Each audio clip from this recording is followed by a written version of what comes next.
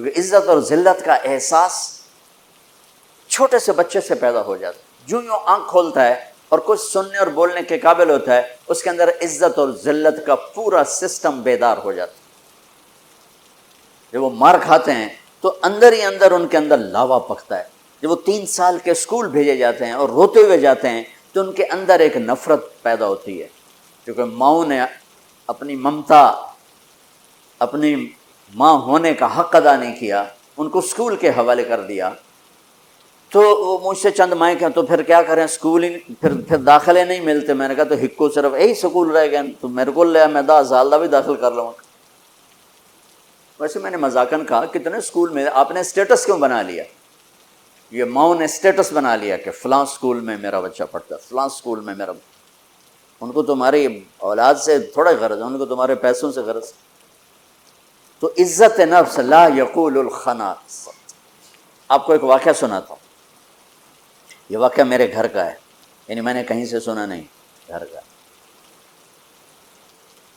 جب ٹریکٹر نہیں ہوتے تھے تو بیلوں پہ کاشت ہوتی تھی. تو میرا تعلق ایک زمیندار گھرانے سے.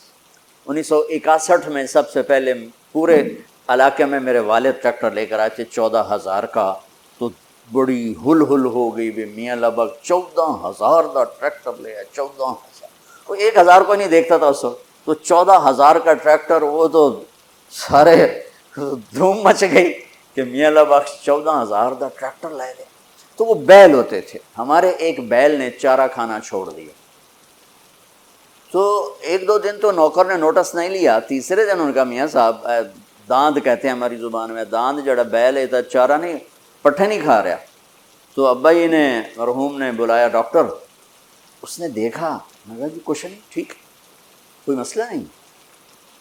یہ چارہ کیوں نہیں کھا رہا؟ کا ایک پتہ کوئی. ایک دیسی حکیم تھا ہمارے قریب. تو والد صاحب مرحوم نے گھوڑے پر ایک نوکر کو بھیجا کہ جاؤ اس کو اٹھا کے لاؤ.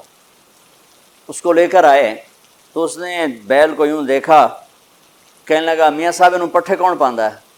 تو ایک ہمارا نوکر تھا اللہ دتا کسائی، تو اس کو دتو کسائی کہتے تھے. ابا جی نے کہا جی اے ہے دتو، اوے اوریا. اس کو بلایا، بیل کے سامنے بٹھایا، جوتا اتارا اور 5-7 اس کے سر میں مارے، ٹھا ٹھا ٹھا. کہنا جی پٹھے پاؤ. پٹھے پائے تو وہ کھانے لگا.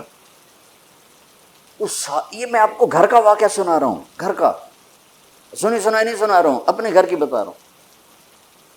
ابا جی نے کہا ایک ہی جادو ہے. انہوں نے کہا جادو نہیں ہے، یہ آپ کے نوکر نے اس کو کہیں کوئی سوٹیاں مار دی ہیں اور یہ وٹ کھا گیا تھا. اس کو غصہ چڑھا ہوا تھا کہ میں نے اس مارے کیوں، میں تو چنگا بھلا کام دے رہا. آج جب میں نے اس کی ٹھکائی کی تو اس کو تسلی ہوگی میرا بدلہ ہو گیا، انہوں اس پٹھے کھا گئے. عزت نفس تو جانور بھی چاہتا ہے. ہم ماتحت کو ذلیل کریں، اوپر والوں کو مکھن لگائیں، نیچے والوں کو ذلیل کریں. یہ مائیں اپنے بچوں کو ماریں بھی صحیح، پھر کہیں ان کی وہ خدمت بھی کریں، یہ کیسے ہوگا؟ اور ایک واقعہ میرا چشمدید ہے. ایک میرے والد صاحب کو گھوڑے رکھنے کا شوق تھا، تو بڑے نسلی گھوڑے رکھا کرتے تھے. ایک گھوڑا سفید رنگ تھا، اسے نکرا کہتے ہیں. تو بہت خوبصورت اور بہت خوبصورت چلتا تھا. کوئی غلطی سے اس کو چھانٹا مار دیتا تو غصے میں کھڑا ہو جاتا تھا، چلتا نہیں تھا. پھر بڑی دیر کے بعد جب اس کا غصہ ٹھنڈا ہوتا پھر چلتا تھا.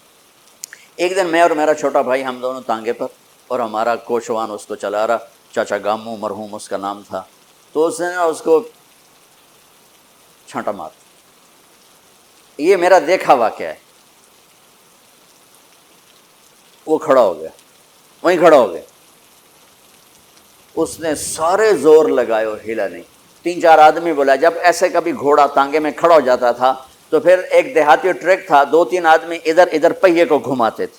پہیا گھوم کر جب وہ تانگے کی لگتی تھی نا اس کو ہک اس کے پشت میں ہی پیچھے، تو پھر وہ چل پڑتا تھا. تو انہیں 3-4 ادھر 3-4 ادھر زور لگا لی، وہ ہلا ہی نہیں. اب دیکھیں نے کیا کیا. وہ نیچے آیا اور اپنی پگڑی اتاری اور اس کے پاؤں پہ رکھ کے کہنے لگا اللہ دا نام ہن تا ٹور پاؤ. یقین مانے میں آپ کو آنکھوں دیکھا بتا رہا ہوں. اس کے بعد اس نے آ کے لگام اٹھائی، گھوڑا چل پڑا۔ لائی اب سیرت النبی کا ایک لفظ لے لیں تو آپ سب کے لیے کافی ہو جائے گا، میرے لیے کافی ہو جائے گا، ان مستورات کے لیے کافی، کہ ہم میٹھا بول نہیں بولتے۔ بطور ماں مجھے کیسے بولنا چاہیے، ہم نہیں بولتے۔ بطور باپ مجھے کیسے بولنا ہے، نہیں بولتے۔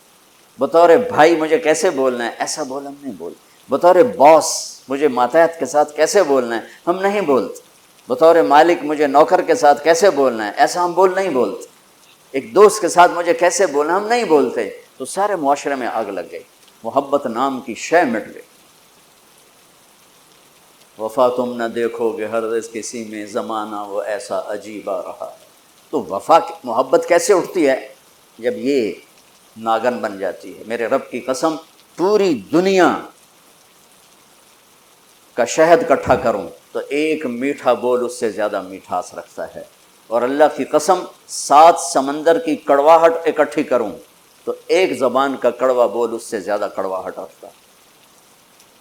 ہزاروں سال پہلے اللہ اپنے حبیب کو ہائی لائٹ کرنے کے لیے، میں نے کیا کہا، صفات کی کوئی انتہا ہے میرے نبی کی؟ کس چیز کو ہائی لائٹ کیا ہے؟ جس پہ معاشرہ خوبصورت بنتا ہے۔ لا یقول الخنا، جو کبھی ایسا بول نہیں بولے گا جو کسی کے دل کو توڑ دے، کسی کا آنسو بہہ جائے، کسی کی آہ نکل جائے، کسی کی فریاد نکل جائے۔ میرے نبی نے فرمایا اسلام کا سب سے مضبوط عمل آپس میں محبت کرنا ہے۔ اور محبت کیسے پیدا ہوتی ہے؟ میٹھے بول سے، اچھے اخلاق سے۔